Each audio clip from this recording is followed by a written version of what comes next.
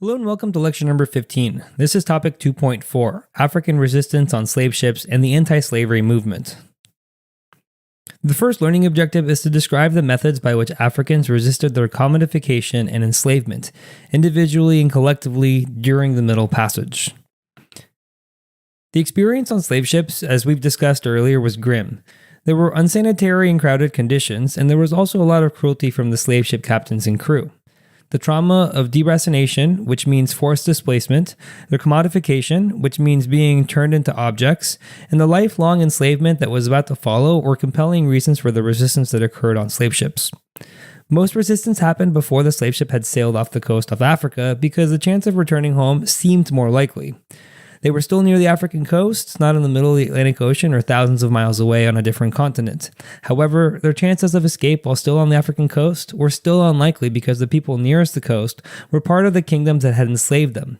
Enslaved people would have been easily recognizable and turned over for a profit or resold to be put into a different slave ship. The individual and collective methods of resistance on slave ships were quite incredible. They had to overcome linguistic differences to form revolts.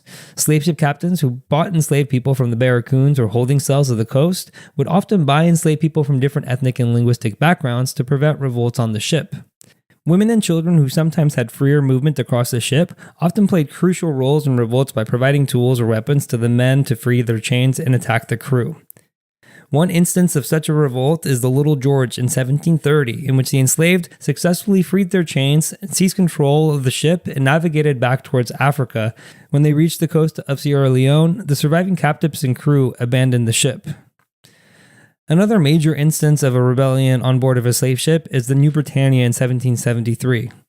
While still off the African coast, the enslaved people on board managed to get a hold of a barrel of black powder and lit it on fire in an act of mass suicide.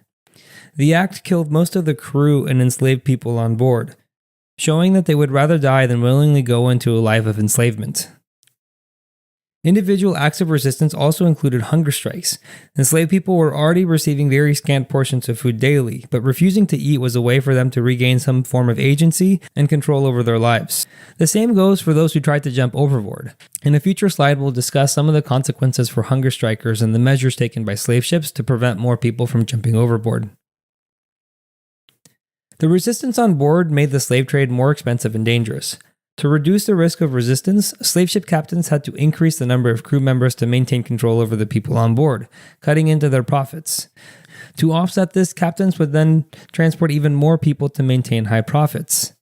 Revolts could also cause delays in the journey to North America and use up more provisions than planned.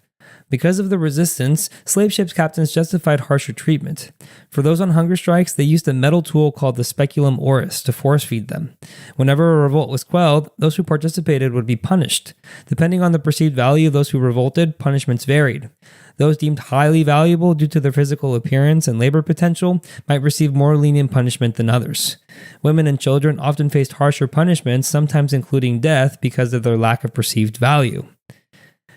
Resistance or attempts to jump overboard also led to changes in the design of slave ships. Nets were constructed to prevent suicides, and barricades were built to separate sleeping quarters and the deck. Enslaved people were brought onto the deck at least once a day for exercise, a time when insurrections were most likely. To prevent this, a barricaded area was created when enslaved people could exercise while the crew continued their duties on the other side. The crew also used guns to prevent any insurrections. One of the most famous cases of an insurrection on a slave ship is that of the Amistad.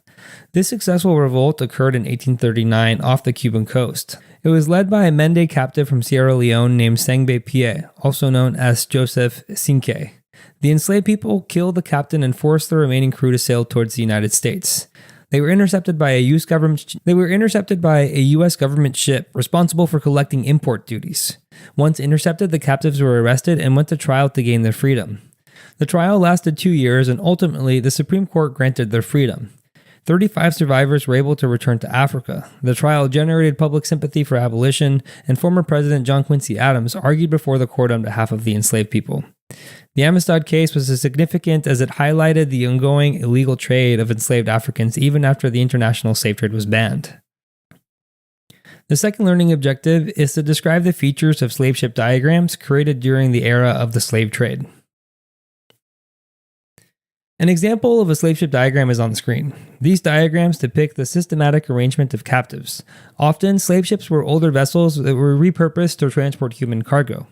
They would be retrofitted with various levels of sleeping quarters in the cargo hold, and barricades would be erected with nets placed on the sides of the ship to prevent people from jumping overboard. The average number of journeys for a slave ship back and forth across the Atlantic was no more than 12. By the 1750s, purpose-built ships were being constructed in cities like Liverpool, designed to maximize the profit by transporting as many people as possible, though these were usually more expensive. The Brooks was a famous example, initially built to carry 454 slaves, but often packed with over 600. Due to the reduced space in the cargo holds, captives had anywhere between 20 and 30 inches of headroom. The total cargo hold was about 5 feet tall, separated into 2 levels, making the conditions extremely cramped. The diagrams often showed fewer enslaved people than actually traveled on many of the voyages. In 1787, the British passed a law that limited the ratio of humans to ship tonnage to 1.67, meaning a 100-ton ship could not transport more than 167 humans. For ships over 200 tons, the ratio had to be 1-to-1. Despite these regulations, the actual numbers of enslaved people often exceeded that allowable limit by law. The diagrams depicted the cramped and unsanitary conditions, which increased the incidence of disease, disability, and death. Captives had to sleep on bare wooden planks inside the cargo hold, and the constant rocking of the ship caused sores and chafing. The bathroom facilities were open buckets, making diseases like dysentery easily transmissible. In one documented case, a ship from Liverpool in 1781 had a 40% mortality rate due to the disease outbreaks. Slave ship diagrams rarely included features used to minimize resistance, such as guns, nets, or iron instruments like the speculum oris for force feeding. These conditions had to be endured for an average of 60 days and sometimes as long as 90 days. The last learning objective is to explain how African resistance on slave ships and slave ship diagrams inspired abolitionists and black artists during the era of slavery and after. Slave ship diagrams were used by abolitionists to end the slave trade and later slavery itself. They successfully lobbied for laws limiting the number of captives per ship.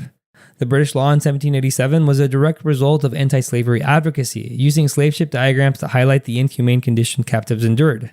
By 1807 and 1808, Britain and the United States respectively ended the international slave trade. This was influenced by the activism of abolitionists who used diagrams of the Brooks to illustrate the cruelty of the trade. Black and white anti-slavery activists circulated these diagrams, with the most famous being the Brooks, constructed in Liverpool.